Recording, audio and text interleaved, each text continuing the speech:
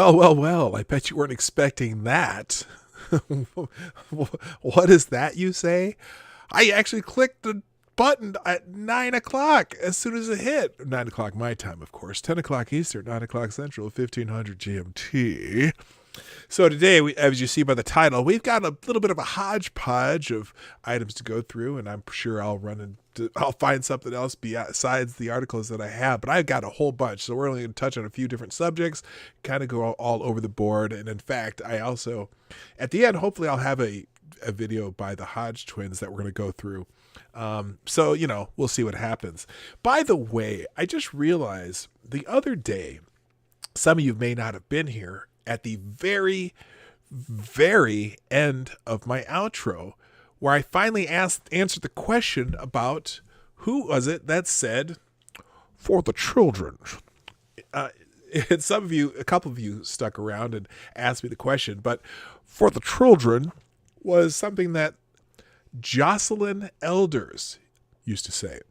Jocelyn Elders, the former, what was she? She was Bill Clinton's Surgeon General, and she was talking about.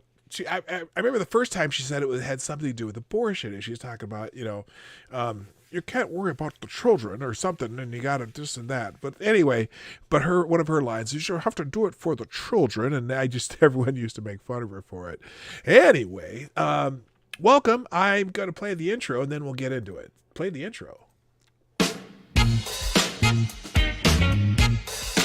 Ladies and gentlemen, coming to you live from the Lucky Dog studio in a hidden location somewhere in the upper Midwest of the United States of America, it's a brother making his own way, but with all the wrong opinions. Welcome to the Morning Night Live with your host, yours truly, PDawg Night. And stop the music. Good morning, everybody. Welcome to the Morning Night Live. Everyone lift your glass. We're going to all take a sip together. Toast to the Morning Night Live. It is Monday. It's Friday. It's the weekend is here, baby.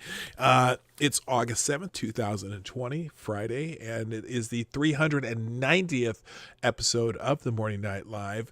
Just a little programming note, 2 weeks from today will be our 400th episode, and we're going to have some special guests that day just to get you ahead of the game. I'm not going to tell you who they are yet because I haven't confirmed any of them yet, but we'll have guests. Next Friday, we'll probably do another call-in show. Then the following week for the 400th episode, we'll have some guests that you'll probably know a good number of them. So today I got all kinds of stuff going on as far as news items. But before we get into it, obviously, as I do, the first 22 people in the chat, I'm going to say hi to, or the first 22 people here. And today, my friend, the Nomad, Cindy Rochelle, gets the bell because you were here first. Good morning, my dear. Also, good morning to, and hi, Bill. I think it's your, now remind me your husband's first name. I think it's Bill. Anyway, hi to your husband, too, who also listens in the RV as they travel around. Also, good morning to Amy in Connecticut, who got here second. That's awesome. Good morning. You're here early. That's good. Also, good morning to Renee Mayette. Select a boy. Yeah, boy. Also, good morning to James Crow. Zero the Heroes. Big Assassin 80. What's up? Good morning also to... as I scroll down, I said Zero. Did I say Zero the Hero? I think I did. But anyway, Zero the Hero. What's up, Mr. Hugh? Duck Dog. Why do Fridays always suck ass? What do you mean they suck ass? I'm happy with my Fridays, but I guess not everybody likes Fridays. Also, good morning to Brian Has Opinions, formerly known as the Broken Baller. Good morning, Longfish61, Black Hebrew Israelite. That's right. Good morning to D.I. Freighter Watcher, Cynical Lindsay, and that's everyone in the chat. Oh, somebody left. Well, that's not good. Mountain Dew is greater than coffee. Hey, whatever it takes, Brian, whatever it takes, okay? I'm going to stick with my cup of reparations coffee. I did have that's weird, is I did have a can of Mountain Dew this morning. CNN Sucks is here, the most redundant name on the internet. Kyra Alexander, what's happening? Also, yeah, I had a can of Mountain Dew this morning at work. It's funny because someone did put something on Twitter the day asking the question, a couple days ago, asking the question, what was the what was the least healthy thing you've ever actually just had for breakfast? And my answer was chili cheese Fritos and a can of Mountain Dew. But you know what? When you're an adult, you can make bad decisions like that, and no one's going to tell you not to. So I did it, and it was good. But there you go. And someone like Mountain Dew Kickstart. Oh, it's all right. I'm not a fan of the energy drinks so much, but I've had a Kickstart here and there. PBR hard coffee. I don't know what that means. Oh, Pabst Blue Ribbon. Is that your version of coffee? All right. Hit the dislikes, people. What? The dislikes? Why do you want to hit the dislikes? Vodka. Okay. Oh my God. Gross. LOL. All right. Frog legs for breakfast. Not the greatest choice, but that at least, frog legs and eggs. It's like eating sausage and eggs or chicken wings and eggs or something like that. Oh, and the gayest person on YouTube who identifies as first. I don't know why I keep giving you the bell. I shouldn't do that. I'm just encouraging you, but welcome to the show, to the gayest person on YouTube. Oh, feeling the happy pandas, red pandas here too. Hi, everyone, she says, or he says. I don't know if Ophelia is a male or female. I can't assume. I'm not going to assume your gender. By the way, there's a really good video regarding gender. I'm not going to play it on my channel. Maybe I'll put a link to it at the end of the show, or maybe I'll put it out there next week. But it's really good. And actually, I'm going to look it up. Let's look it up. I'm not going to play it, but I am going to look it up. It should be on my history here. Let me check out here, because I think I might have saw it this morning. Let's see. I'm only going to put a link to it. By somebody named Francis Aaron. The song is called Boys Will Be Girls. Let me see if I can at least link this and put it in the chat. It's something for y'all to watch later. Well, here's what I'll do. I'll do this. I'll pause it. Pausing it. There we go. And then I'll share it. Because I don't know how long it's going to be up. Honestly. I don't know how long it's going to be up. But it's actually a pretty good video. And you know what? And I don't mean any disrespect to my friends who are transgender at all. But I think most of the people understand their situation and can understand the logic behind this. So it's in the chat. Also, good morning to Mr. Hugh, Attack Alpaca. I think I got everybody who's here. Jonas Pedersen, what's up? Aaron Meredith, hi from work, he says. And all you need. The whole bunch of people jumped in while I was rattling on over here. All right.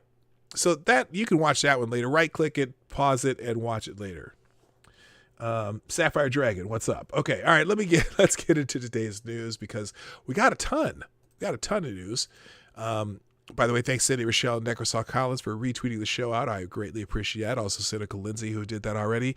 Share the stream. Hit the like button when you're ready, when you decide you like it, and super chats and donations through the Streamlabs link or at PDawg9.live right there. Follow me on Twitter. Mine's Gavin Parler.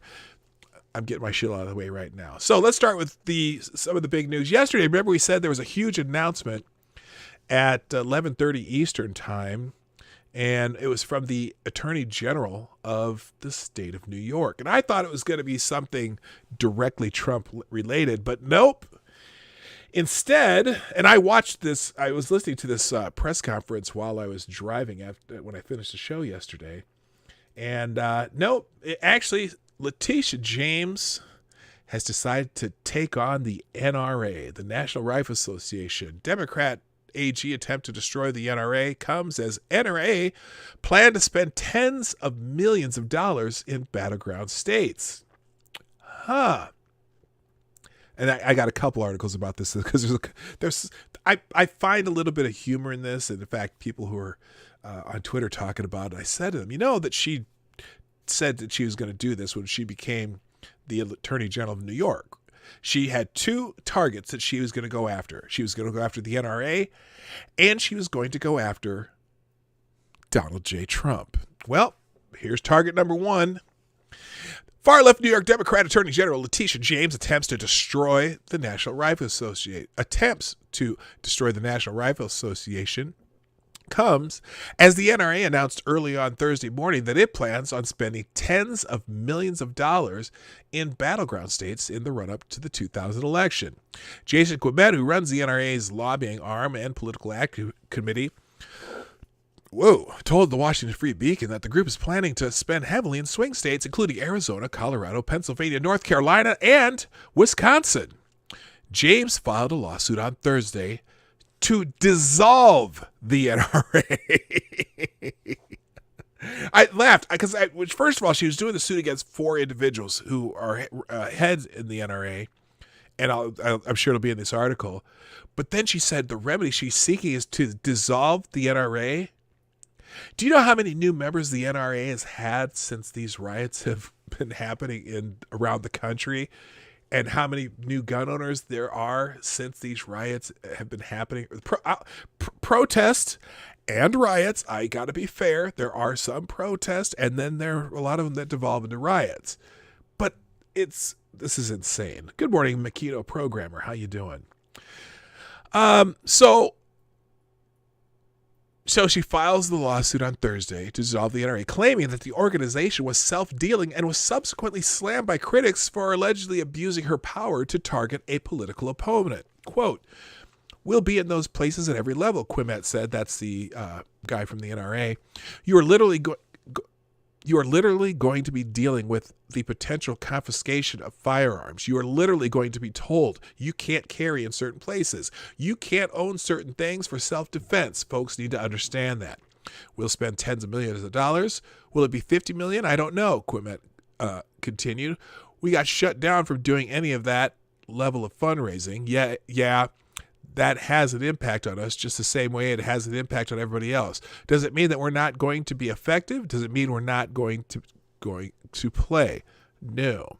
Quimette said that Biden's unconstitutional agenda is 100% anti-gun and that the NRA has a massive grassroots army to help win the fight on the ground because they are not funded by any group of billionaires, which is apparent shot at some of the far-left gun control groups that are funded by billionaires like Democrat Michael Bloomberg. The news comes as the NRA has been gaining over 1,000 new members a day. Let me repeat that. They've been gaining 1,000 new members a day since June, when violent riots began to rock Democratic-controlled cities and Democrats have pushed to defund the police movements. Republican Attorney General's Association, RAGA, That's funny. Chairman, Louisiana Attorney blasted. Republicans Attorney General Association Chairman, Louisiana Attorney blast. Okay, that's a terrible sentence. Whoever wrote that.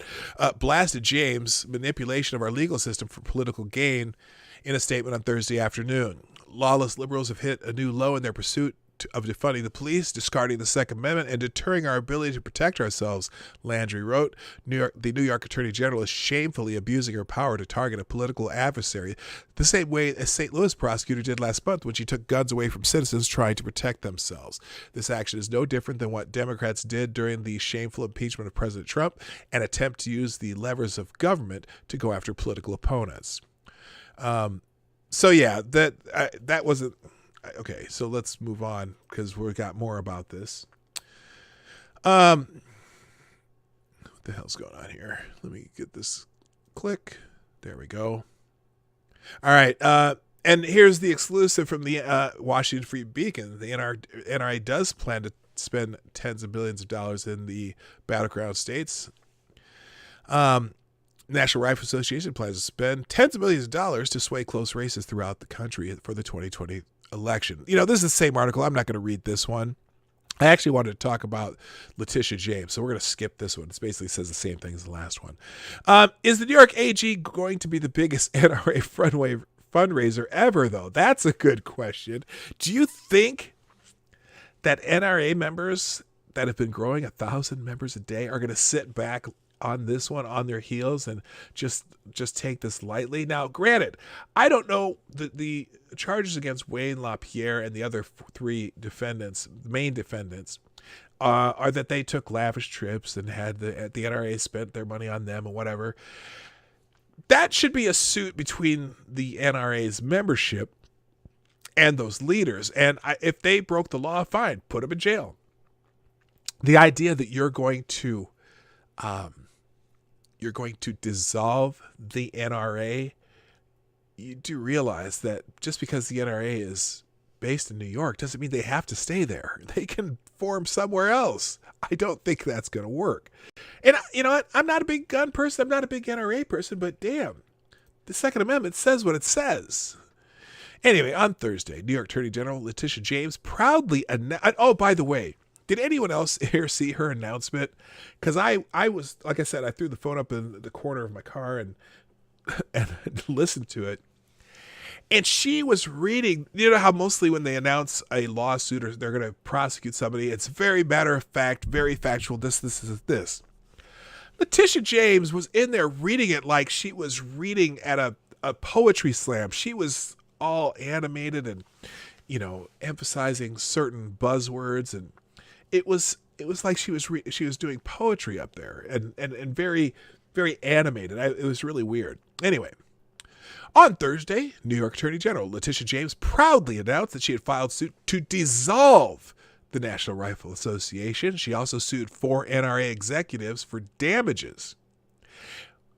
Here's another point. Okay, well, let me get into this. I'll read and then I'll make this point later. She also sued 4 NRA. Okay, the basis for the suit is her claim that the NRA has been mismanaging donor funds. She was able to attack the NRA because the organization is registered in New York, where it was first chartered in 1871. James got a lot of attention with her announcement, but it might not have been what she was expecting. Forward-looking Democrats demanded to know whether she was trying to help get Trump elected. Meanwhile, the NRA, which has been gaining 1,000 new members a day since the defund the police movement began, immediately filed a lawsuit against James, accusing her of defamation and seeking to squelch the organization's right to free speech. Before I move on, quick hellos. Good morning, Richo and Adam Richard. Welcome to the show. I'm glad you're here. Let's see. In a ponderous press conference, James announced that she had filed suit based on her contention that the NRA has for years been guilty of self-dealing and other illegal conduct. If you want to see it, here's what I'm going to do. I'm going to put her announcement in the chat if you want to watch it yourself. Hang on a second. I don't want to play it. Hang on. It was about a 30-minute press conference. I just want to share it. Here we go. I'll pause this. All right. You all for joining me. Here, let me stop this real quick. Hang on. There we go. If you want to watch it, I'll put a link to it in the chat. Right there. That's up to you. You can watch it later. There's no secret why James is going after the NRA, though. First, it was one of her campaign promises when she ran for Attorney General. In an October 2018 pre-election interview with Ebony Magazine, she attacked the NRA, which protects Americans' Second Amendment rights, as a terrorist organization. Hello, Gamer Valine. I'm glad you're lurking. I'm glad you're listening. Good. Yeah, she claimed it was a terrorist organization. The NRA immediately... Oh, here it is. Oh, no, wait. That's an ad. Never mind. I don't want to read that part. Oh, here it is. Yeah. And here's the question from Ebony Magazine. What is the most important issue you've heard from prospective voters? And her answer, President Donald Trump and the threat to our democracy and our values. The fact that his policies have reversed all the progress that we made under President Barack Obama and others. I'm sorry. I wish reversed all the progress. What progress did he reverse? You know, everyone seems to be living fine. There's an issue of public corruption in New York State. I will seek to restore confidence and integrity in public service. The foreclosure crisis is not behind us. Student debt is a major issue. Healthcare is a challenge. Since they repealed the individual mandate, people are having a difficult time with premiums because of Obamacare that have increased and are oftentimes deciding to go without medicine because of the cost, resulting in premature death and gun violence. The NRA holds itself out as a charitable organization, but in fact, it is a terrorist organization. Her words, not mine. The NRA immediately struck back. Wayne LaPierre, the NRA's CEO and EVP, issued a statement. The NYAG's actions are an affront to democracy and freedom. This is an unconstitutional, premeditated attack aiming to dismantle and destroy the NRA, the fiercest defender of American freedom at the ballot box for decades. The NRA is well-groomed, financially solvent, and committed to good governance. We're ready for the fight.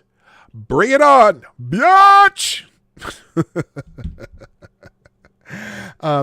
He didn't say biatch. Oh, what the hell happened there? Gotcha, bitch. There we go. Okay. Anyway, so yeah, this is seemed to be a purely political endeavor by the New York Attorney General. What the hell is going on my screen? The NRA also issued a separate statement from LaPierre's. This was a baseless, premeditated attack on our organization and the Second Amendment freedoms it fights to defend. You could have set your watch by it. The investigation was going to reach its crescendo as we move into the 2020 election cycle. It's a transparent attempt to score political points and attack the leading voice in opposition to the leftist agenda. This has been a power grab by a political opportunist, a desperate move that is part of a rank political vendetta. Our members won't be intimidated or bullied in their defense of political and constitutional freedom, as evidenced by the lawsuit filed by the NRA today against the New York Attorney General. We will not only not shrink from this fight, we will confront it and prevail. And then Donald Trump also mentioned a couple things too. Just like radical left New York is trying to destroy the NRA, if Biden becomes president, your great Second Amendment doesn't have a chance. Your guns will be taken away immediately without notice. No police, no guns. That would suck.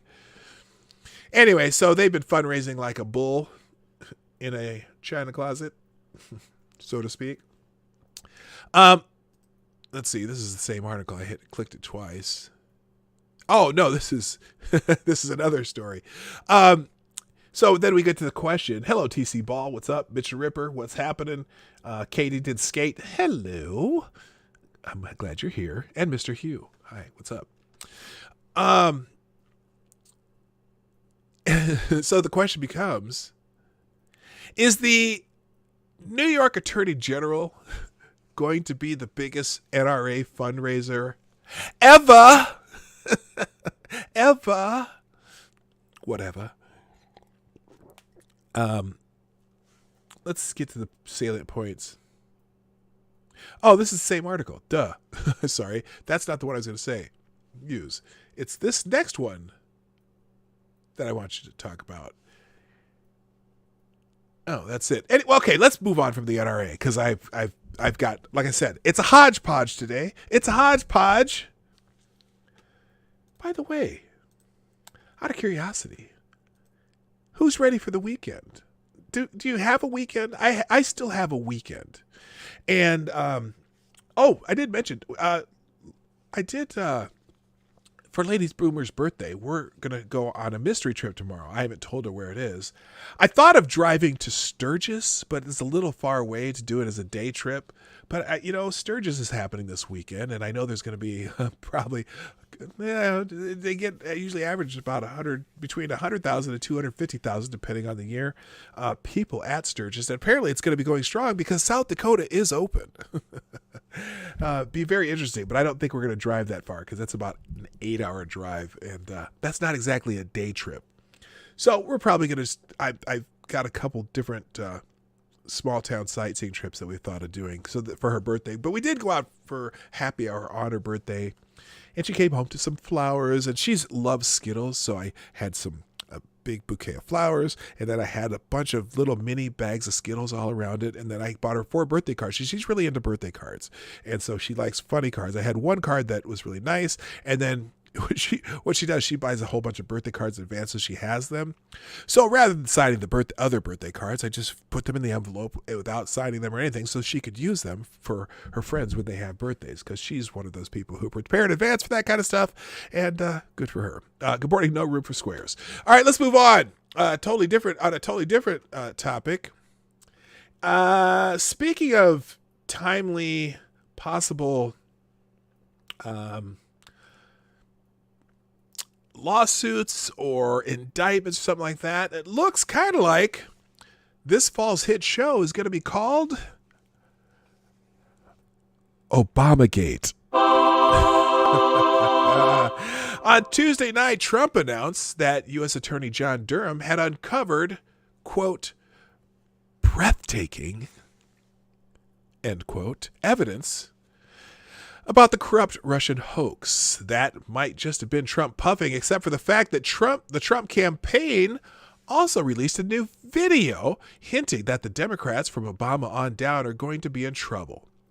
In April 2019, Attorney General William Barr signed, well, you know who he is, John Durham, the United States Attorney for the District of Connecticut, the task of investigating Operation Crossfire Hurricane. I was born in a crossfire hurricane. Sorry. Also known as the Russian hoax. In October 2019, word broke that the investigation had become a criminal probe. Like, remember, this is not going to be a report from John Durham. He's either going to issue indictments or he's not. There's no report coming. It's going to be indictments. Anyway, at least that's what we seem to think, seem to hope. Hello, Diesel Dave. All of this was exciting. Political watchers expected to learn about indictments, quote, any day now, end quote, except any day hasn't arrived. Don Serber, one of the most astute political writers around, has reluctantly concluded that the whole Durham investigation is for show because the D.C. swamp will always circle the wagons. The Washington Examiner reported U.S. Attorney John Durham will soon interview, but new developments. The Washington Examiner reported U.S. Attorney John Durham will soon interview former CIA Director John Brennan, another sign that the investigation of the Trump-Russia investigators is ready to wrap up by the end of the summer.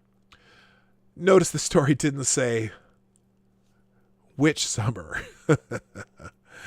But this is Serber writing, but what I really get is that there is an election on November 3rd, and Durham and company have every reason to delay the case until the outcome of the election.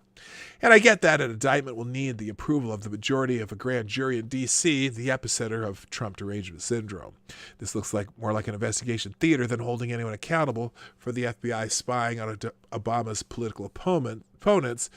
The case is being slow-walked. Now, Don is so often correct that I hesitate to contradict him. By the way, if you're not checking out Don's blog, in fact, Don's blog is actually pretty good. Let's do this. I'm going to put a link to his blog here. This is Don Serber at blogspot.com. Same one that they're today. There we go. There's a link to Serber's blog.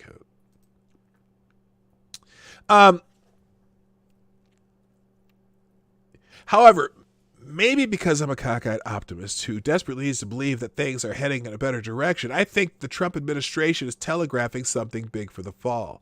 Keep in mind that Donald Trump ran a hugely successful reality show. He understands the importance of a narrative arc for any successful broadcast. If Durham's report, it's not going to be a report, had broken 6 months ago, it would have been old news by the summer. Worse, the media would have explained away almost everything and deep-sixed what they couldn't explain. Various criminal cases would be grinding their way through the federal district court for the District of Columbia with motions and cross motions. By October or November, the story would be stagnant and stale. Instead, the Trump administration is putting out what would be, in the world of television, previews for coming attractions for the fall season. The first promo was Trump's surprise statement to Lou Dobbs on Tuesday night. Trump used advertising words and phrases that would have strong emotional impact, such as breathtaking, horrible, beyond what anybody thought even possible, and corrupt. Apparently it sounds like Durham is done, and Don apparently has seen the goods. Now, I don't know if this is longer than a minute. I'm not going to play it. Let's see here. I don't need to watch the whole interview. It's 45 seconds. Here we go. Breaking news tonight, President Trump telling us just moments ago on this broadcast what he is hearing about the Justice Department investigation of Obamagate. We caught them spying. Now it's up to our Attorney General. As you know, I've wanted them to do it. I didn't want to get overly involved. Maybe I should, maybe I shouldn't. But I do hear it's breathtaking what they found. That's all I can say, breathtaking. And hopefully it'll come out soon. But it's beyond what anybody ever thought even possible, how bad it is. How bad it is and how corrupt it is. But I'm going to let them do that. I'm not going to do that. It's a horrible thing that took place, and it should never be allowed to happen to another president. Okay, so he's been using this language for a long time, but the fact that they're going to interview Brennan, I think that's means they've got the evidence they need for something. Because they're when you finally are interviewing the big kingpin type dudes, it's kind of like, well, let's give them a chance to lie like they did for Michael Flynn. Anyway, then on Wednesday, Trump himself released a second promo for a new reality show. We would call it William Barr and John Durham star in Obamagate, the indictments.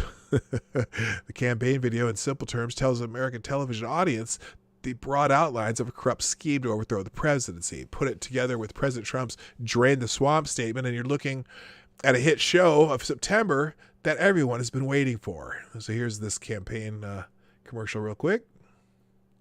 If it plays.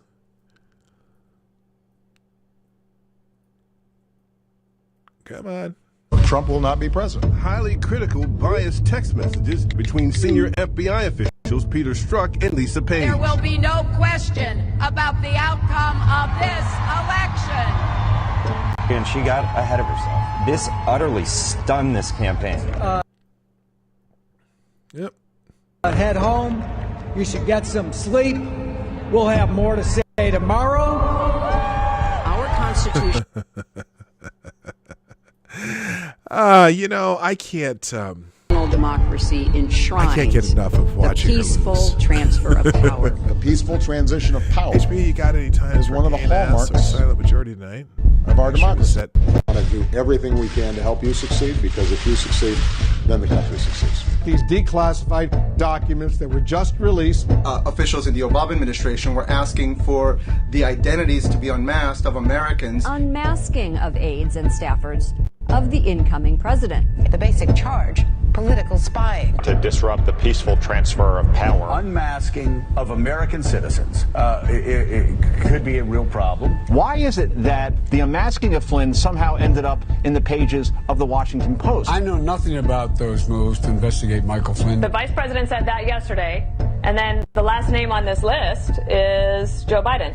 The Obama administration was bitter. They wanted to do everything they could to undermine the incoming Trump administration. Really designed to sabotage and really upend the new administration. An outgoing president and a vice president and Washington Post columnist and the FBI setting up an incoming administration. Wow. That's a real conspiracy, and nobody wants to talk about it. Obamagate coming to a TV near you. Although, I don't think the alphabet media is going to cover it the way you think you want them to. Are they going to be able? Is the media going to be able to hide what comes out of it? Because they've been doing a pretty good job so far, acting like they don't know anything about it. And so it's curious to me whether or not they're going to be able to continue to pretend none of this is happening.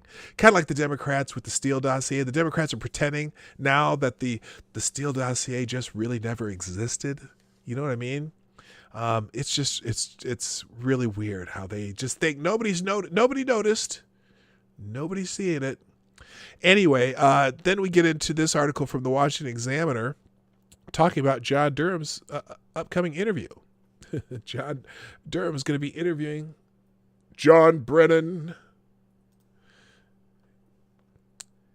U.S. Attorney John Durham will soon interview former CIA Director John Brennan Another sign that the investigation of the Trump-Russia investigation is ready to wrap up by the end of the summer. Durham, the federal prosecutor from Connecticut, appointed by Attorney General William Barr to investigate the origins of the Crossfire Hurricane inquiry and to scrutinize the conduct of law enforcement leaders and intelligence officials involved in it, has asked to interview Brennan, according to people familiar with the request, cited by NBC News. NBC News! By the way, if you saw Sally Yates' testimony the other day, they're trying to throw James Comey under the bus, but I digress. And the former top spy and vociferous Trump critic has reportedly agreed to the sit-down.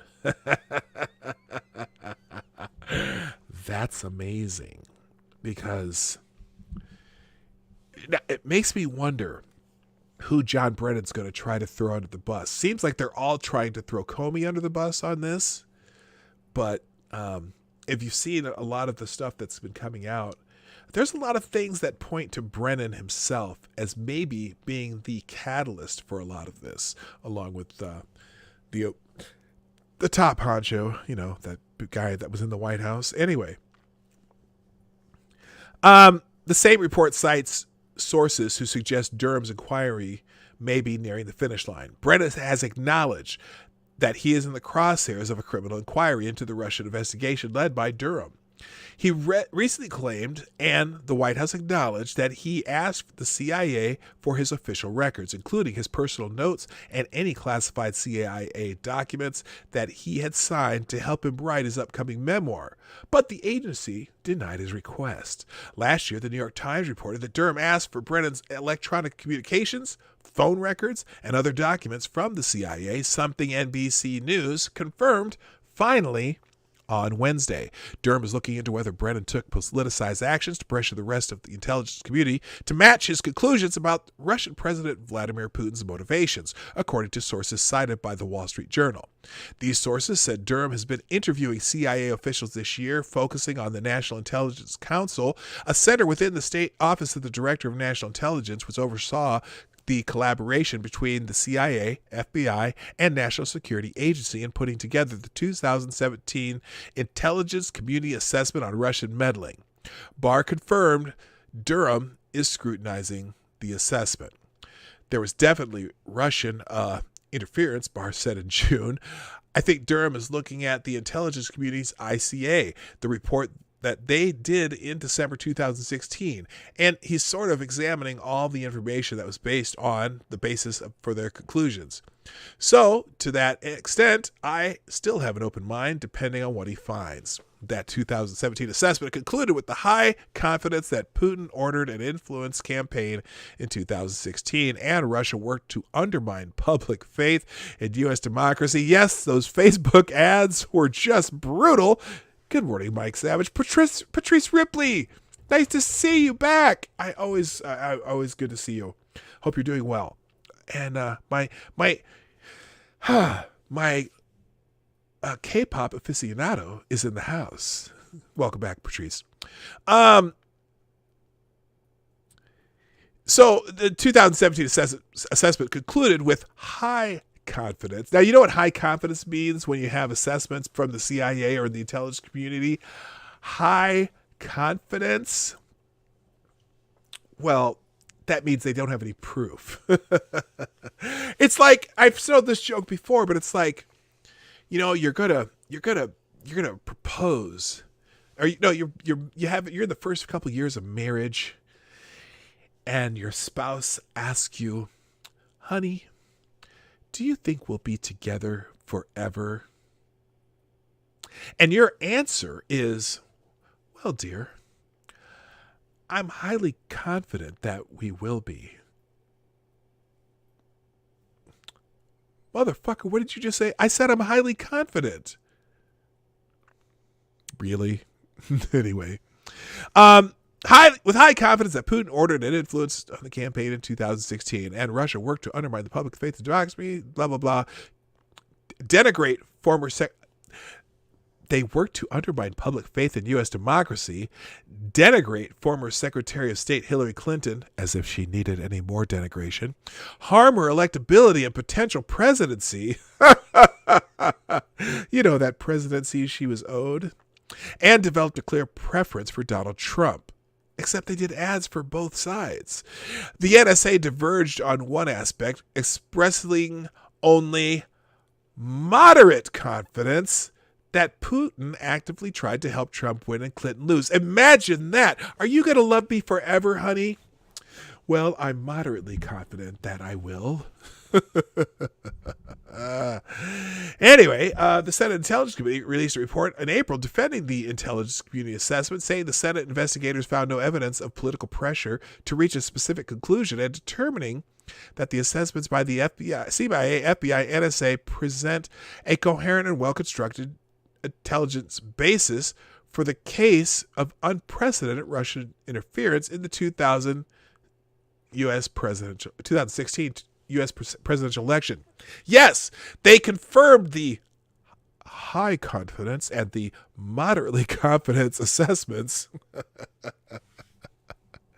Those findings clash with a 2018 report from the House Intelligence Committee, led at the time by Representative Devin Nunes, a California Republican, who has been right more than Adam Schiff in the last 3 years. Just got to put that out there. That assessment, which was not bipartisan, concluded that the majority of the intelligence community's assessment judgments on Russian election activities employed proper analytic tradecraft, but found the judgments on Putin's strategic intentions did not. Anyway, there's a little more, but the moral of this story is John Brennan's about to be interviewed, which may mean he may need to lawyer up. All right. Oh, I didn't realize this was not in the middle of the damn page. Why did y'all tell me that? I'm sorry. I've been off to the side the whole time. Anyway, all right, moving on. Let's talk about some other things, though. In the economic realm, there is some fairly good news. I mean, it's tough because of COVID, but apparently unemployment filings last week decreased, according to the Department of Labor reports.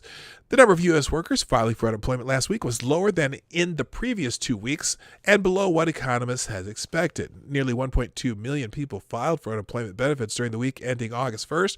The U.S. Department of Labor reported today. That's an improvement of 249,000 or 20.75% on the previous week's number. People are starting to go back to work again. We kind of knew that would eventually happen, but it sucks because some jobs are just never coming back. I just see all these restaurants that are closing around me. It really bothers me.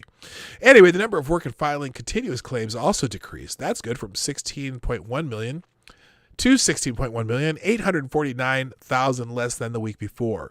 The $600 per week unemployment supplement under the CARES Act expired at the end of July. No, so maybe that's why people are going back to work, because they're not getting that extra $2,400 a month. Anyway, on Tuesday, U.S. Senate Majority Leader Mitch McConnell told reporters that he is prepared to support a resumption of the $600 enhanced unemployment checks, which President Donald Trump also supports. Senate Republicans are less enthusiastic about the proposal because it causes some people to receive more money in unemployment than they would if they returned to work. We have kind of a reverse incentive there. But here's how the AP reported it. In a pessimistic AP story, Paul Wiseman leads with the raw number without any comparison to the past and immediately brings up the political argument over the emergency unemployment supplement. Quote, nearly 1.2 million laid off Americans applied for state unemployment benefits last week, evidence that the coronavirus keeps forcing companies to slash jobs, and just as a critical $600 a week federal jobless payment has expired, the AP writer states.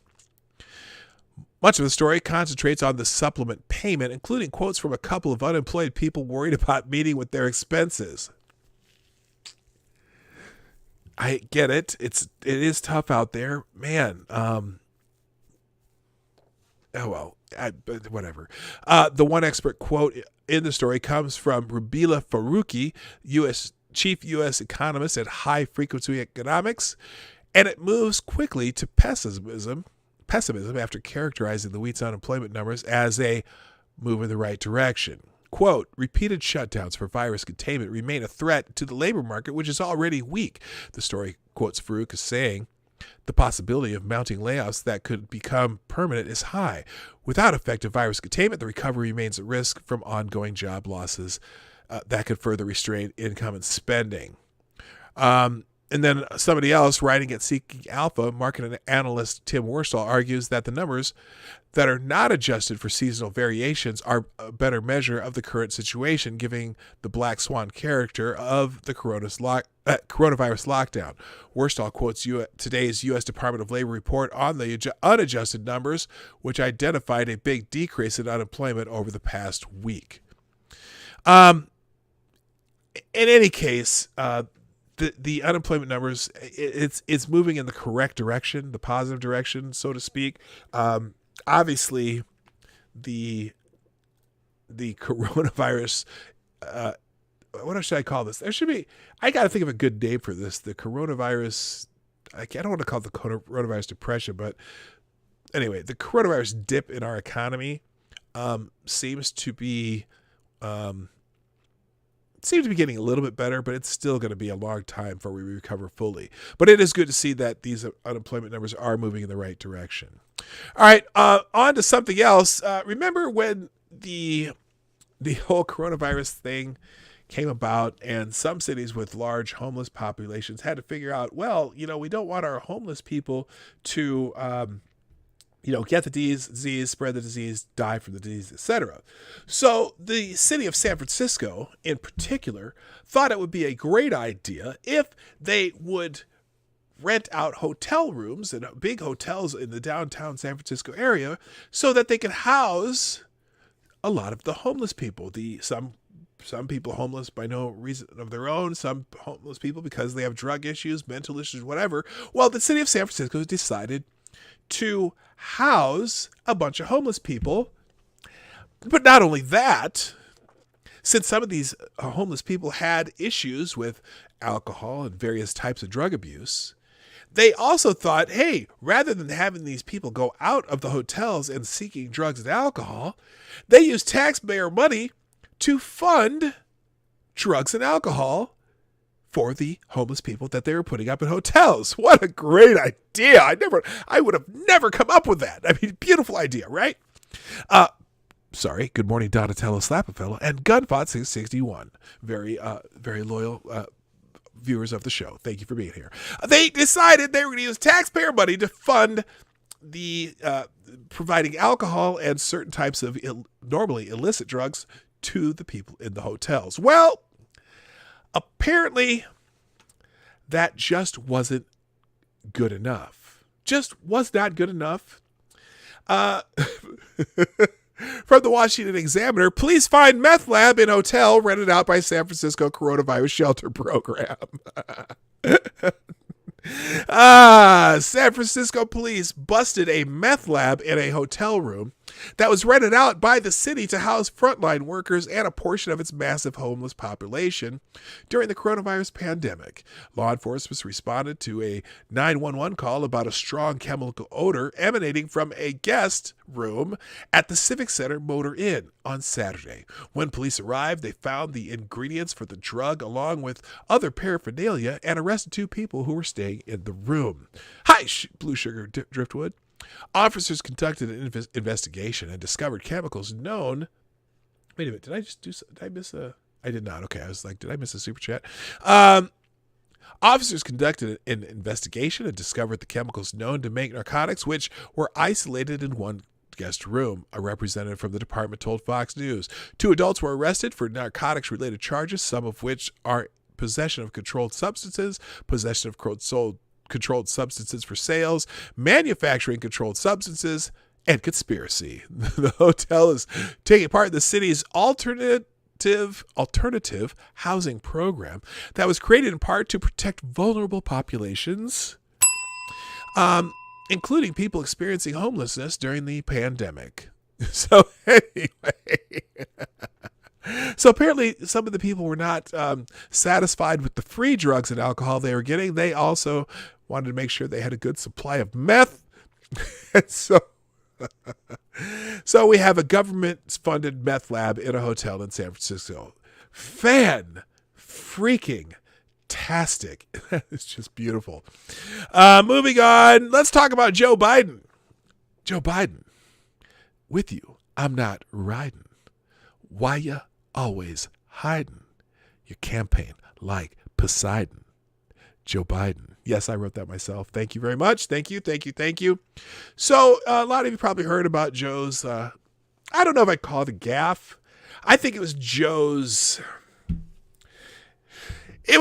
just telling the truth, but sometimes the truth shouldn't slip out the way Joe told it. And it just happened. It just came out. It just came out of his mouth, as Joe tends to do. Joe Biden's, the Latin community, has diverse attitudes, unlike the African-American community. There is an update to the story, obviously. This is from Legal Insurrection. As it turns out, let's see, quote, unlike the African-American community, with no notable exceptions, the Latino community has an incredibly diverse community with incredibly different attitudes about different things, Biden told a reporter.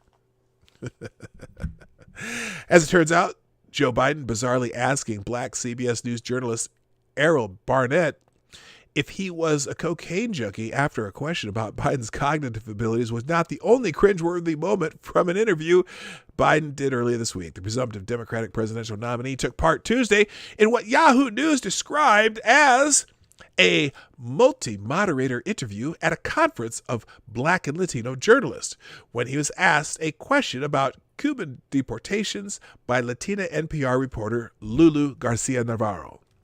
Garcia Navarro alleged, quote, Cubans were now being deported in unprecedented numbers and wondered if Biden would stop those deportations and grant Cubans temporary protected status, as Biden has said he would do for Venezuelans. Now, I'm not familiar with what she's talking about. Are they deporting a bunch of Cubans now?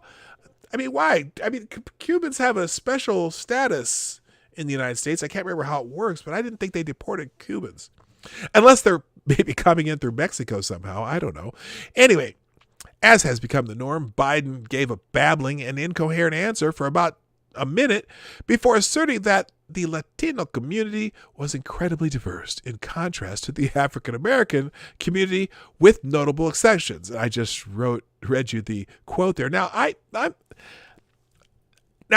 didn't really take this as bad as some people took it. I just saw it as, well, yeah, he's kind of right. We tend to vote 90% Democrat in every election. So apparently that's an issue that, not as, whereas in the Latino communities, the Latino communities range a broad spectrum of where they're from and different attitudes. And, Latinos in Florida are different Latinos in Texas, are different Latinos in Arizona, are different Latinos in California. But I don't know that that's one of those things you just want to go out there. I know that the Latinos are very diverse and all black people think alike. I don't think that's what he meant to say, but that's certainly the way it came off. The longer in context version, which you can watch here or by clicking below, does not change what Biden said. It's like he just had a random thought bubble and blurted out in the middle of his rambling answer as though he was some type of expert on Latino and African-American diversity. Yahoo News' characterization of Biden's remarks confirms they weren't taken out of context. Here's Yahoo's version.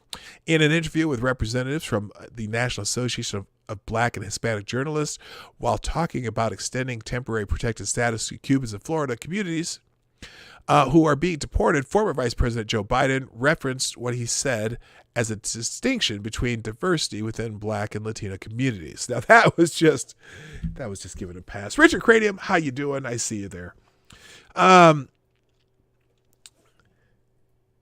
He wasn't able to. They weren't able to find a clip of how Garcia Navarro reacted, but according to the Daily Caller, she did not comment on Biden's statement and moved on to talking about how former President Obama was known as the deporter in chief. Yeah, see, Biden got to be careful with the Latino the Latino community, as if they're all one monolith too, because that administration deported even more people than the Trump administration has. So they do like to call him the deporter in chief. The DC Examiner reports that the full Biden interview was scheduled to be aired today during the National Association of Black Journalists and National Association of Hispanic Journalists convention. So it'll be interesting to see the reactions to the clips. Now, I want to get to the update here, which is down here. Biden has doubled down on the comments. Here's Biden. Here's Biden trying to explain what he was talking about. Let's see if this part starts right away. It's about respect. It's about honor. It's about being able to look your kid in the eye and say, honey, it's going to be okay. That's what we're going to do. Dignity, honor, treating people with dignity. We can build a new administration that reflects the full diversity of our nation and the full diversity of Latino communities. Now, when I mean full diversity, unlike the African-American community and many other communities, you're from everywhere. From Europe, from the tip of South America, all the way to our border in Mexico, and where are they from, Joe? In the Caribbean. And different backgrounds, different ethnicities, but all Latinos. We're going to get a chance to do that if we win in November. It means we need everyone to get out and vote. I can't do this without your help. The path to victory in November is contingent upon Latino voters, particularly in those battleground states. Joe Biden later added that all black people look alike.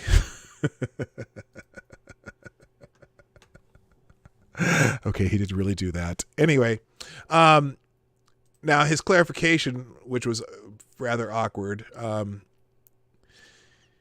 Democratic presidential nominee Joe Biden, or his staff, Thursday evening, felt the need to clarify comments the candidate made suggesting lack of diversity among the African-American community, even after the corporate media worked valiantly to excuse the comments. Here's his statement on Twitter. Earlier today, I made some comments about diversity in the African-American and Latino communities that I want to clarify. In no way did I mean to suggest that the African-American community is a monolith. Didn't you? I mean, didn't that slip out? Doesn't usually the first thing that comes out of your mouth end up being what you really meant, and then you just kind of try to backtrack? And let's see. In no way did I mean to suggest the African-American community is a monolith, not by identity, not on issues, not at all.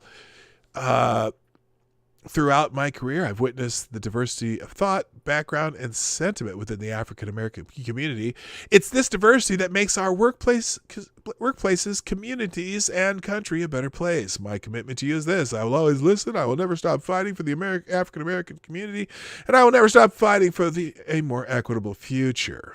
Yeah, great. Anyway, that's the only part of that I wanted to show you. That's his response. So anyway, now I did make this I did call this the Hodge Podge, the Friday's Hodge Podge. So we're gonna watch a video by the Hodge twins. Now I follow the Hodge twins. I think they're funny guys. I tend to agree with the gist of most things they're saying. I think they're very funny.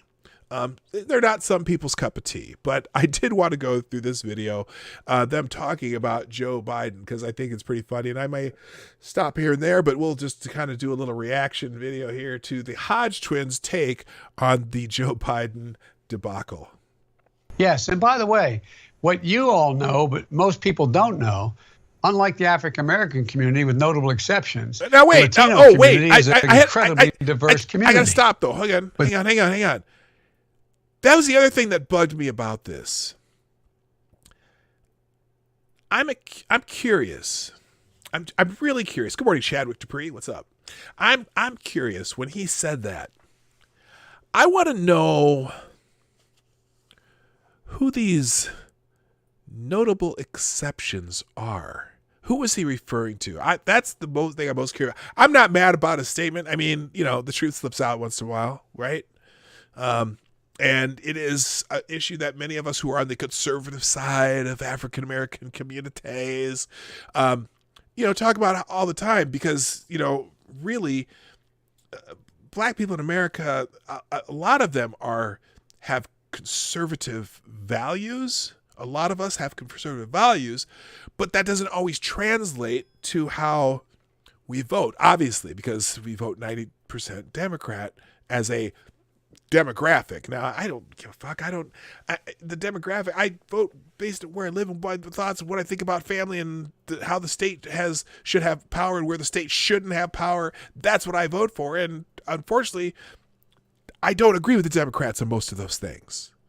That's why I tend to vote Republican, or I vote Republican. I registered Republican a long time ago. I don't even know if I'm still registered a Republican or not. Well, I am because I get shit from the Republican Party. But anyway, but to say we're a complete and utter monolith, no, there's a lot of black voices coming out that are saying, nah, we don't need that. But I want to know who he thinks the notable exceptions are. Anyway, let's go. Unlike the African-American community, with notable exceptions, the Latino community is an incredibly diverse community with incredibly different attitudes about different things. You go to Florida, you find a very different attitude about immigration in certain places than you do when you're in Arizona. So it's a very different, so this was a very diverse community. Hey, Joe, for once, I'm on your side, brother. Keep spitting that truth, man. Put these black people in that plate. Okay, now remember, these guys are comedians. Joe. I didn't think I was going to ever agree with anything when it comes out your mouth, Joe. Joe came out with that whip saying, you won't vote for me, you ain't black. Poor kid. Now, of course, they're referring to when Joe was talking to Charlemagne the God from the Black Breakfast Club and tried to be cute. Thought he thought he could make a joke that didn't really go over so well.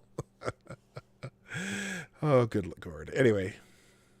Kids is just as smart as white kids. Yeah, remember that? Black kids are no, what was it said? He said, what was it? The smart kids or something about just as smart as black kids. And he's like, oh shit, I can't believe that came out of my mouth. Asia kids, those kids. Said the whole man, Joe, you just crazy as hell. I mean, Joe has been saying stuff like this for years. This is not surprising. And Billy said, hey, y'all don't vote for, I think it was Hillary. Y'all don't vote for Hillary? Yeah. They gonna put y'all back in chains. He said that up in a black church. What they do? Actually, he said that during the Obama campaign. When he was talking to a black audience. Hello, Aaron Meredith. How you doing? Yeah, poor kids are just smart as the white kids. That's what it was. Oh my God. And then also the thing, he's talking to a black church, talking about when Obama was running against Mitt Romney. They're going to put y'all back in chains. You know, the only person mentioned in chains is the white Democrat guy. Anyway. Poor kids just as smart as the white kids. That one cracked me up. Also the one, even back when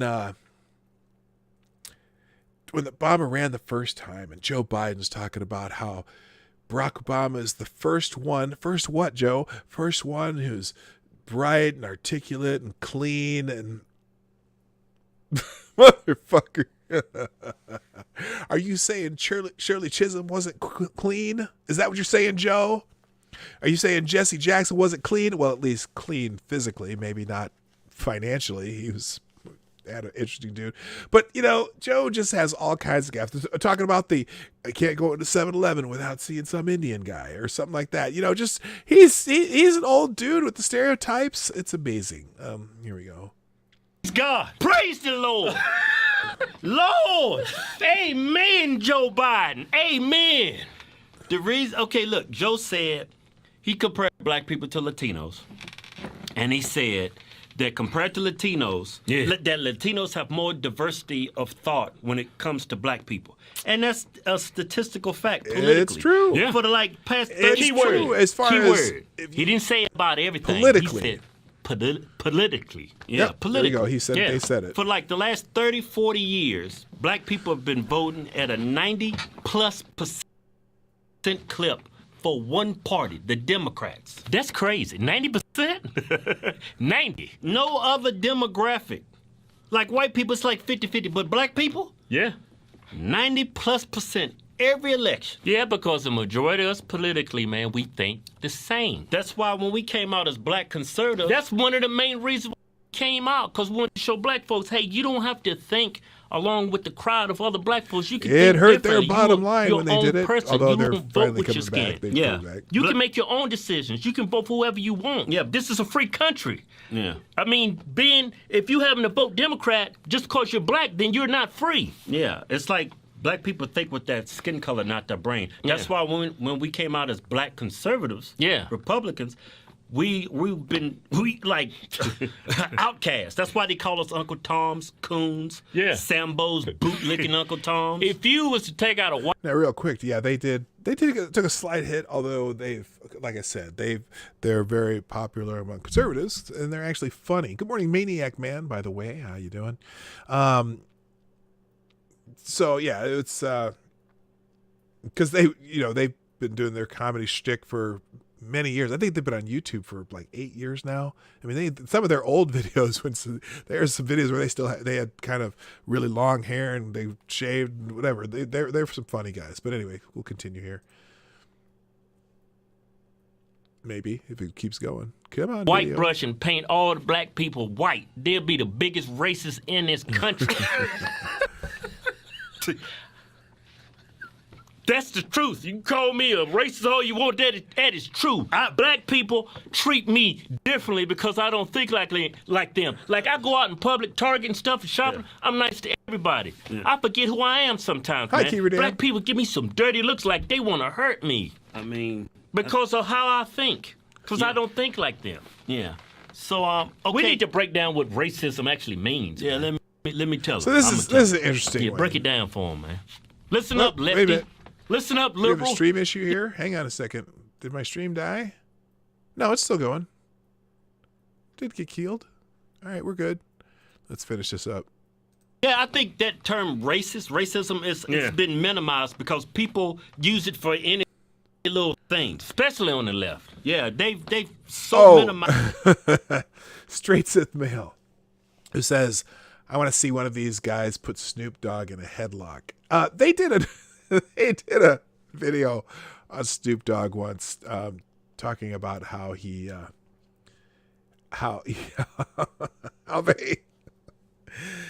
I don't know, they're talking about how skinny he was, and anyway, you can go find that yourself. Sorry, I didn't mean to stop it. That term that it's lost its meaning. And people on the right too. Yeah, because there's people on the right calling Joe racist. Yeah, people will use that term racist. The only reason why they use it is for political gain. The left does it and the right does it. Yeah. Now you see a lot of people calling him racist. I don't necessarily think what he said was racist. Okay, let me define racism. Spit it, man. All right, it's a complex word. Give me a minute. Listen up, everybody. On the left and the right. All right, racist. Racism. Yeah. Man, what does it mean? It means this. It means to dislike another race. Yeah. Typically through a belief of superiority over another race. Yeah, I'm better than you. Yeah. And because of that, it leads to discriminatory practices such as Jim Crow laws, segregation, which was founded by guess who? The Democrats. Right? You can't work here. We don't hire black people. Yeah. You can't sit here on the bus. You can sit on the bus, but you got to take your black ass back out. You can white only water fountains. Yeah. You know, you can't buy a house. Can't have certain jobs. Discriminatory practices. You can't be a doctor, lawyer, but you go out in that field and pick that cotton. Yeah. Yeah. I'll even take it a step further. Yeah. Racism. To define racism. Yeah. It's to mock another race. Let me pause this real quick. Thank you, GunFox61, for the first super chat of the day at at 9 after the hour. Thank you for the $2. Gunfox says, Democrats got the blacks already in chains and get whipped. Chains are called welfare and the whips called Section 8 housing. Democrats say you like your handouts, you better vote for us because you need us. You can't do anything without us. Now, the thing about that, thank you, Gunfox 61. You know, the thing about that, though, in some ways, yes. And there's obviously a large portion of black people who a percentage of black people, a large percentage of black people who get that type of stuff. But honestly, more than 75% of black people are in the middle class or higher. So it's now granted, and I think that even that's been higher until this COVID nonsense. But yes, there certainly in the poorer black communities or economically challenged black communities. I don't know what I'm trying to say here.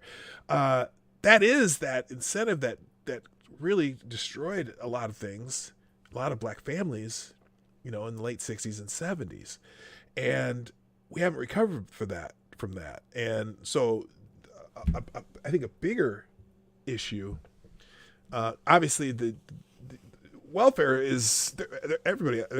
Every demographic uses welfare, but unfortunately, to the extent that we use it as a demographic is higher percentage. Obviously, there's more white people on welfare because there's more white people. But even that the majority of black people are not. A vast majority of black people are not on welfare. The vast majority, the overwhelming majority of people are not on welfare or Section 8 housing. But when we talk about us as a demographic, we look at that and go, that's something that we need. We need to help these people get a leg up rather than using education and teaching opportunity to people, teaching either entrepreneurship to people or, different types of responsibility to people who have that challenge. And then also, as much as I can't blame, I don't blame necessarily the single motherhood, single parent family, all the problems on that, but obviously that is a huge factor in the realm of poverty. So yes, it's a factor because of that. It's not always that. There are plenty of single parent families out there who thrive, but obviously you're more likely to be in poverty if you're in that situation. Is anyone able to see Keeverdam's message? Keeverdam, where? Let's see here. From how far back? I'm looking for it. It may. Oh, let's see. Hi, Check Your Logic. I see that. Yeah, I can see it. Did you accidentally have him blocked? Check Your Logic. Good morning, by the way. Check Your Logic. All right, let's continue with this video. Based on their physical characteristics. Yeah, like what they, yeah. Well, what was you going to say? Back in the old days, the minstrel shows where white people get on stage and paint themselves black and mock black people, their skin color, and make their lips big. And what the president up in Canada did. Yeah. He's a racist. It was racist for him to do that. Yeah. He might have grown up since then. I hope so. I don't even know that he was being racist. But if you're going to condemn people for blackface, Justin Trudeau needs to be condemned more than once. Gunfox, I didn't, Marty, but my point is correct the chain and welfare, and the whip is called section. Oh yeah, I your point is well taken, Gunfox 61. Those are absolutely, it's it's funny because I say this too. I've heard Monkey say it too. You've got that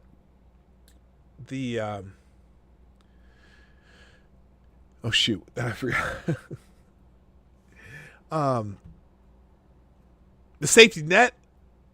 You have the safety net, but it's not supposed to be a safety hammock. It's not something you're supposed to live off. It was supposed to be when, in a time of unusual stress or, economic hardship is when you should be able to use that safety net. And so many people have been just stuck in that safety net as though it was a hammock, just using that and making that your lifestyle, which is very, it's a problem. Good morning to Bim Jim and Jess Phillips. 85% of youth who are currently in prison grew up in a fatherless home. Yeah, I know. It's absolutely a huge factor in what your life's going to be like, on whether or not you have, if you're living in a single parent family or not. Okay. All right, let's go.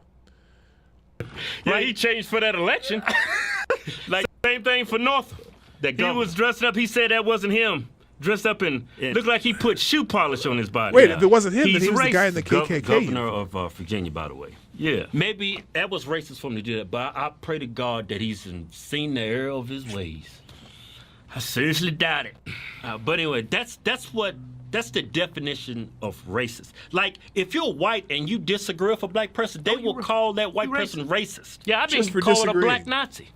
Those two don't even go together. Yeah, like, okay. Just for disagreeing with somebody, they will call you a racist. Yeah, like I give you an example of being racist. Let's say a white man comes in and says black people lips are thicker and fuller than a white person. Black person, racist! You heard what he said? That's racist, man. Man, what you talking about, man? That's racist. That's not racist. He's just making an observation. Black people do have fuller lips. Yeah, they do. Yeah. Now, if that white man came and said, boy, look at that boy over there. Whoa, his lips like a damn Krispy Kreme donut on his face. Whoa, that boy got some big lips on him. Whoa, he cooled my suit. Shut up. That's racist as hell.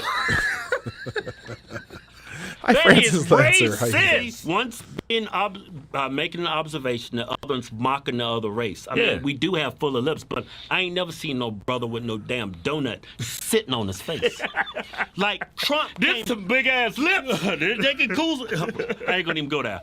Like when Trump said some areas in Africa are shithole countries, they called them racist just because he made an observation that some places in that country are like a damn shithole. Yeah. I mean, who's going there to vacation? Yeah, like look at what he said about Baltimore. Yeah. Said it's crime infested, rodent infested. I mean, they called him a racist, while other Democrats said the exact same thing. Yeah, but because he's white, he's a racist. That's why I had to define what racist is or racism is. Today, people are using that word for political gain. And the left and the right uses. A majority of the time, it's people on the left. Yeah, majority. I'll say 90% of the time. I'll say 99.9% of the time, right? So what Joe said, is that racist? No. No. I've said it before.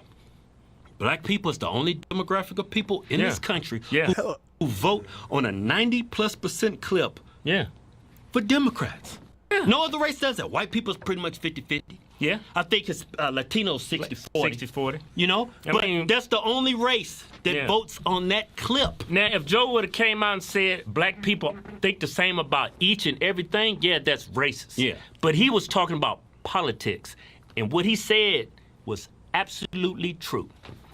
Sometimes truth hurts, man. Should it hurt? Is it going to hurt Joe in the election? No. You're going to see in this next election. 90% of black folks going to vote for Joe. I'm thinking some people's open eyes, though. It's got to be at least.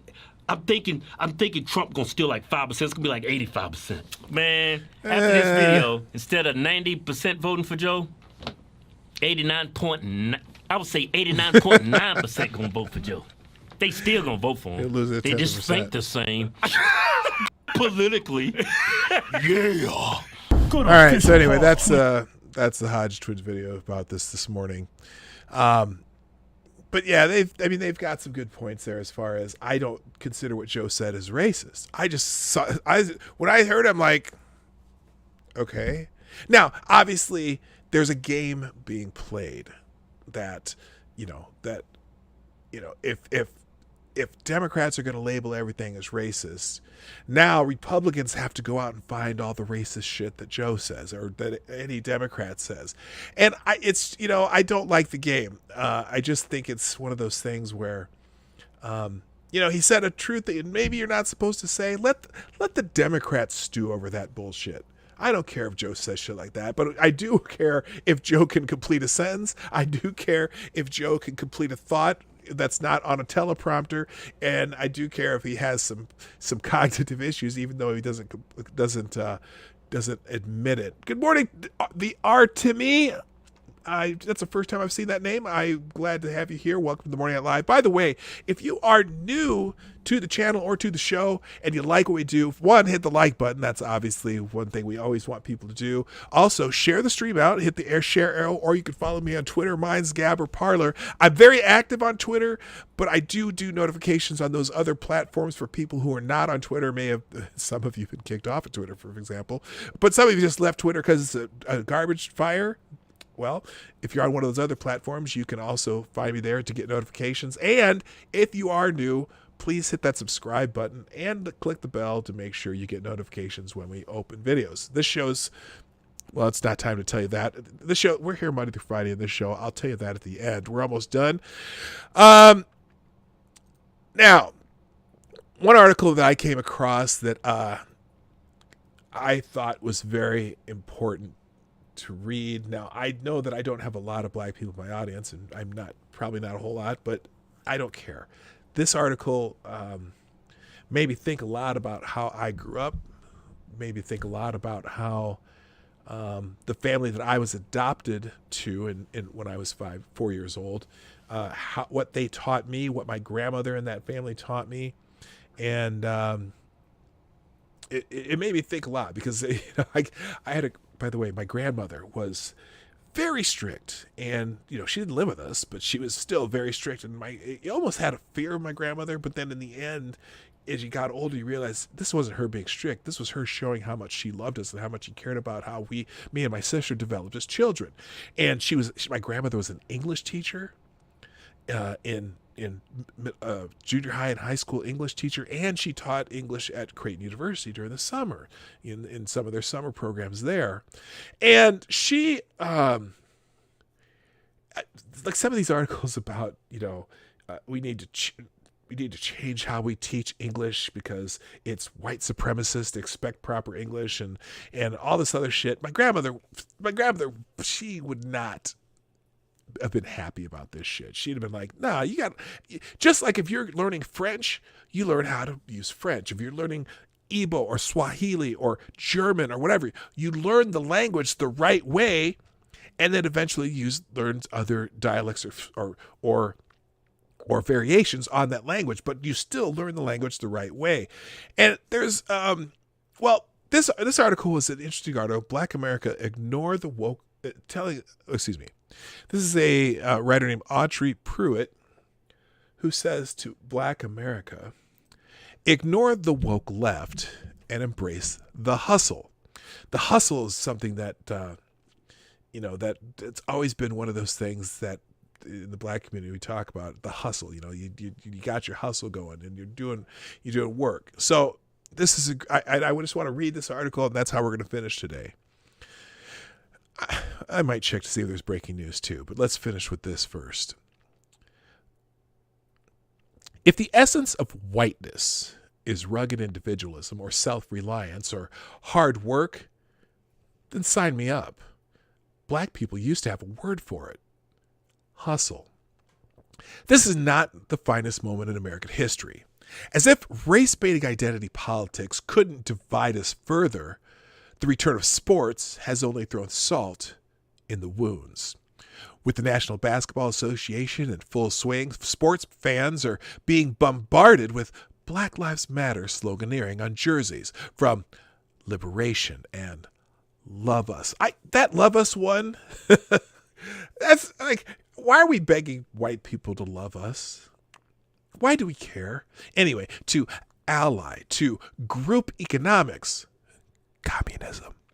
The underlying assumption of Black Lives Matters, of course, is that American society remains systemically racist, with white people actively oppressing minority communities.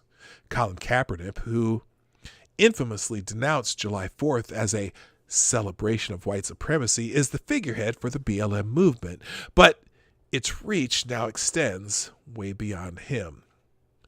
From the start, the BLM movement has exposed the most radical elements of the left, whose positions it as an anti-white crusade. Perhaps the most egregious example of anti-whiteness came from the National Museum of African American History and Culture, which described, quote, hard work and, quote, self-reliance and, quote, delayed gratification, among other virtues, as inherently white and inherently negative. This is madness. In fact, many of the liberals who scapegoat white Americans for daring to be polite and showing up on time used those very same qualities to succeed in their own lives. Patrice Cullors, co-founder of the BLM movement, is a Fulbright scholar who graduated from the University of California, Los Angeles. Should her work ethic be condemned too? Or consider Kowalski Salter, who is the guest curator with the National Museum of African American History and Culture. He has a PhD with 2 masters.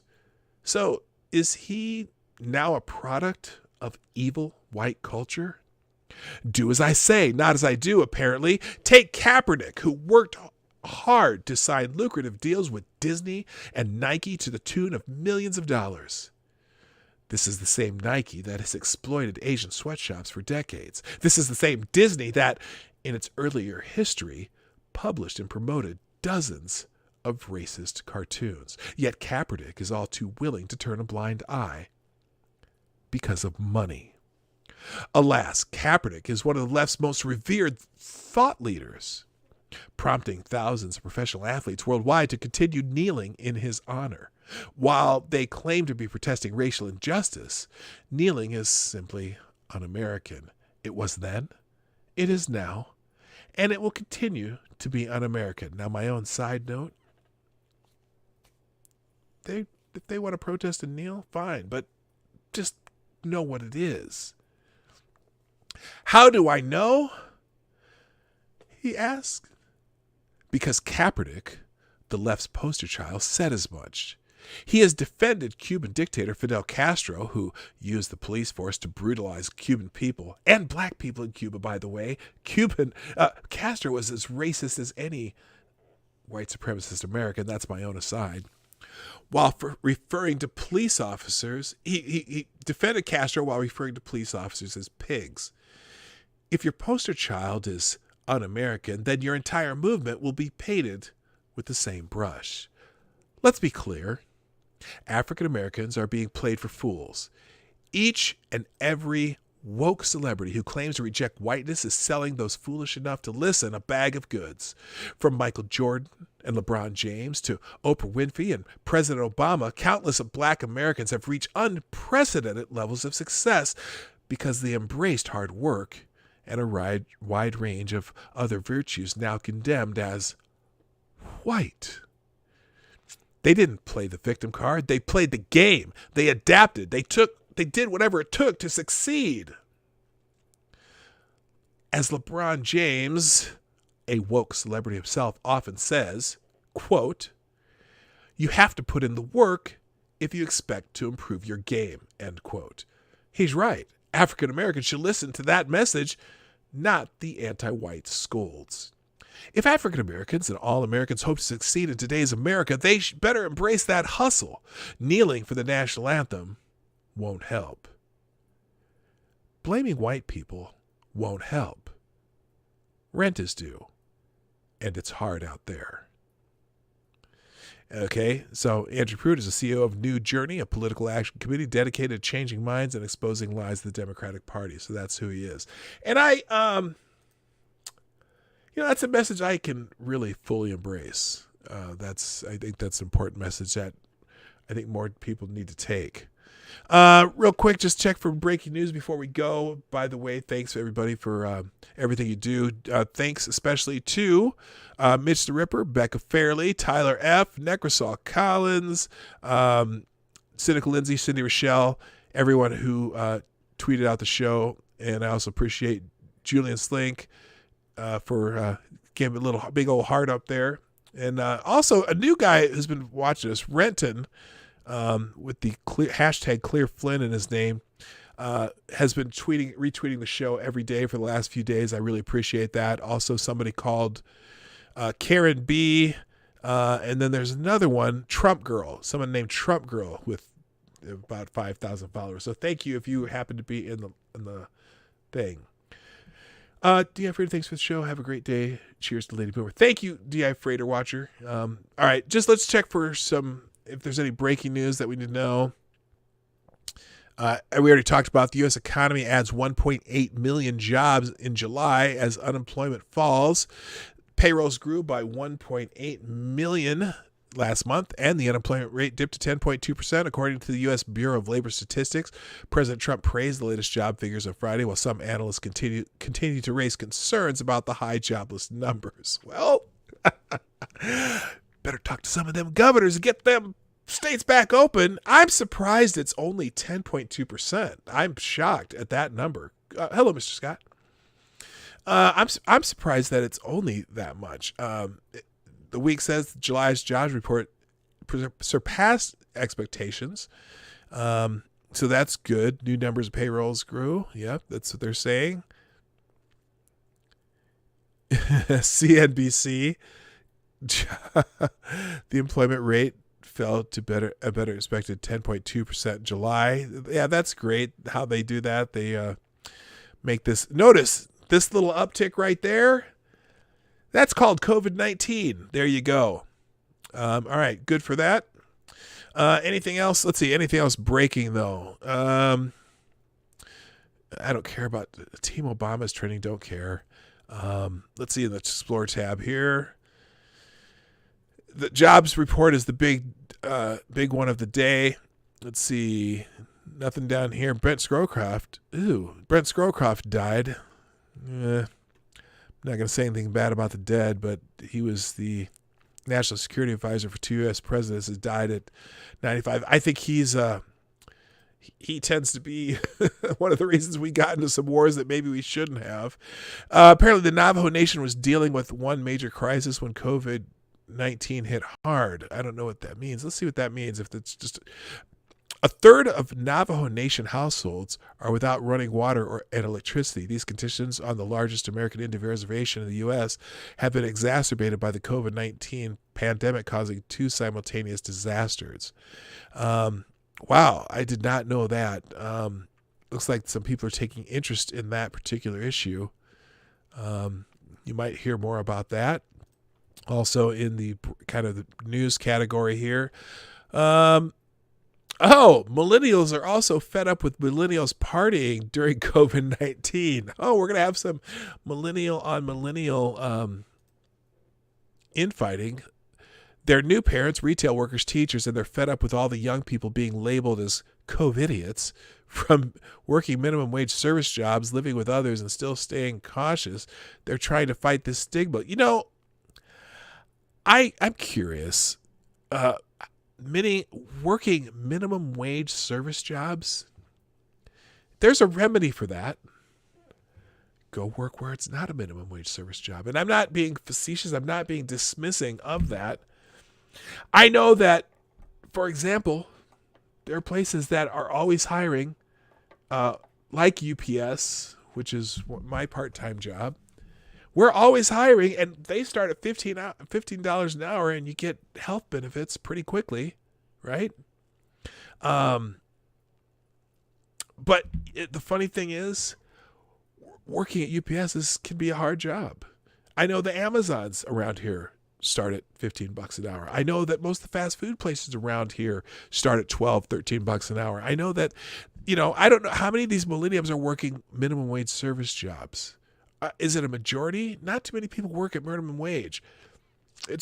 Minimum wage jobs are hard to find because most places pay more than minimum wage, at least where I live. Now, that may be, I don't know if that's the case in other places. I'm thinking in Minnesota.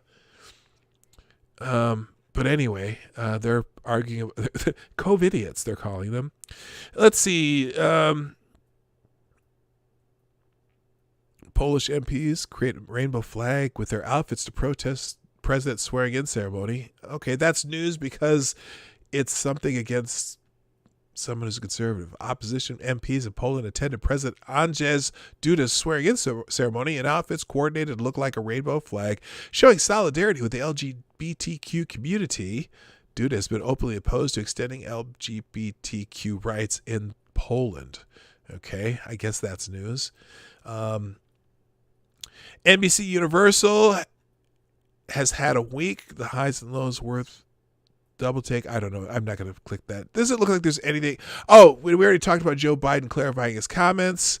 India Serum Institute pledges to sell 100 million doses of possible COVID-19 vaccine for $3 each. Apparently they've come out with the vaccine. Record heat in Iraq, struggling through the hottest summer on record. Let's see. Okay, California tops 10,000 coronavirus deaths. There's still 1/3 of the deaths compared to New York City, with almost two-thirds more population. All right, that's going to be it for today, guys. Hey, thanks y'all for being here today at the Morning Night Live. Hope you've enjoyed the show. If you haven't done so already and you like what I do, hit that like button. There's still there's a lot of people here, and there's not as many likes as there are viewers. So hit the like button on your way out. For those of you who are new, I'm here Monday through Friday, 10 o'clock Eastern, 9 o'clock Central, 1500 GMT for people who are not in this country but need to figure it out. So a lot of you use oh no, Gunfox, is that I'm sorry, I missed that article. Massive flooding in China, thousands dead. Did that dam break, or is that just flooding? I know there's two different places. In fact, okay, I was gonna leave, but is that one of those things in my email, Gunfox, out of curiosity?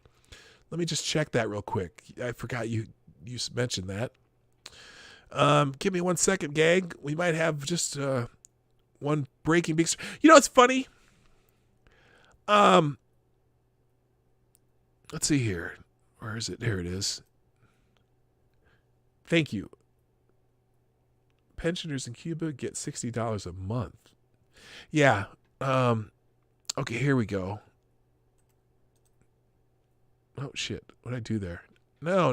That's not what I wanted to do. Okay, let's go back. Okay, so if those of you thought I was going to stop, apparently I'm not. Give me a second here. We'll get this story about China before we go. You're getting an extended version, people. I'm there for you. All right, here we go. Oh, for God's sake. Come on, email. China.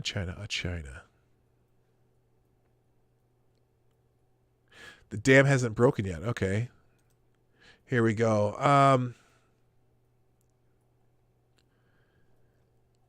Oh no, that's gaming in China. That's not the one you wanted. Oh. Oh, apparently there's a class action lawsuit against TikTok.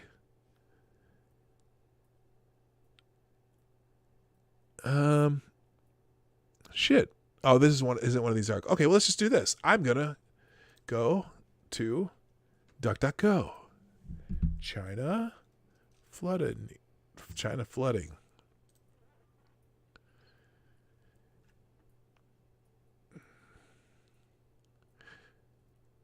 Oh my goodness. Severe flooding displaces millions in China and Bangladesh.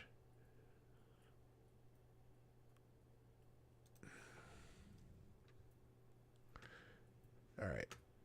Sorry, gang. This is making the sausage as we go. Devastating China flooding puts controversial Three Gorges Dam under new scrutiny.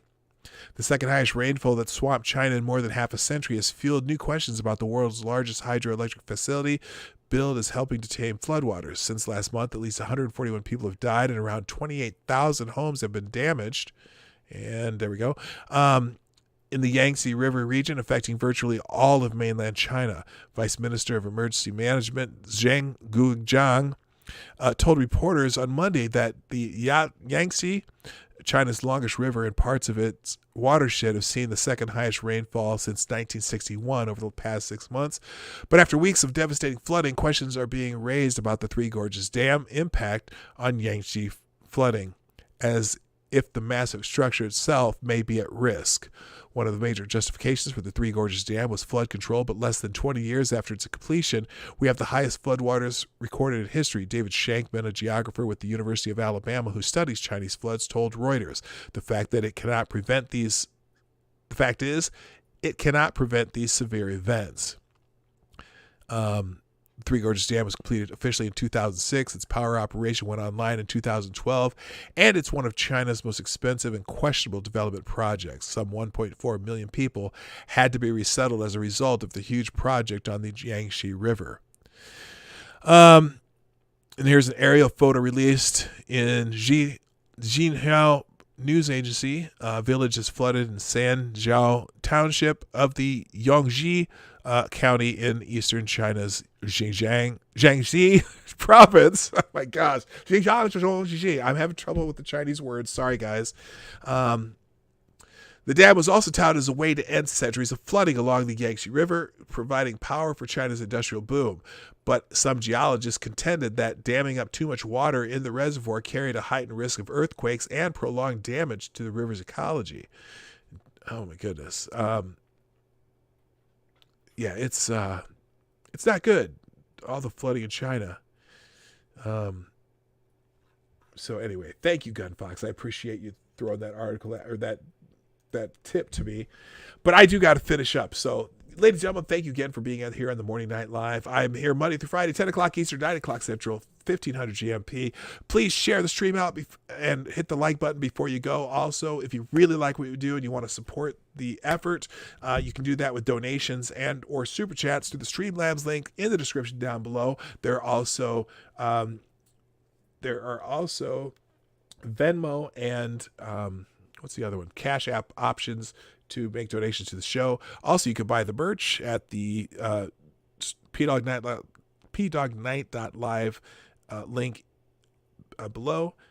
Just hit the merch tab. The 2020 For Fuck's Sake cups are out there, including hats, shirts, and I'll eventually put my Teespring link there too.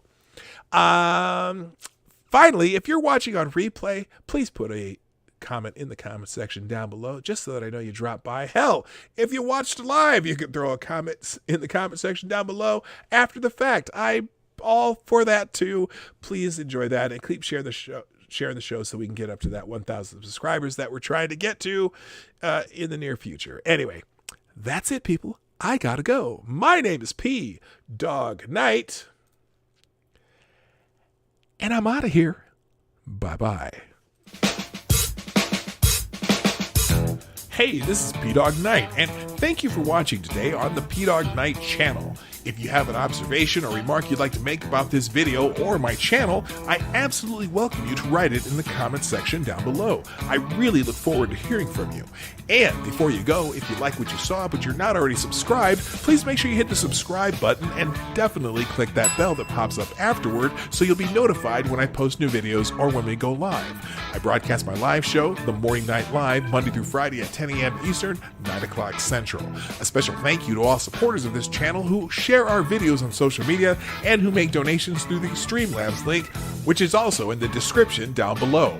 Thanks again, and until next time, I'm PDawg Knight, and I'm out of here.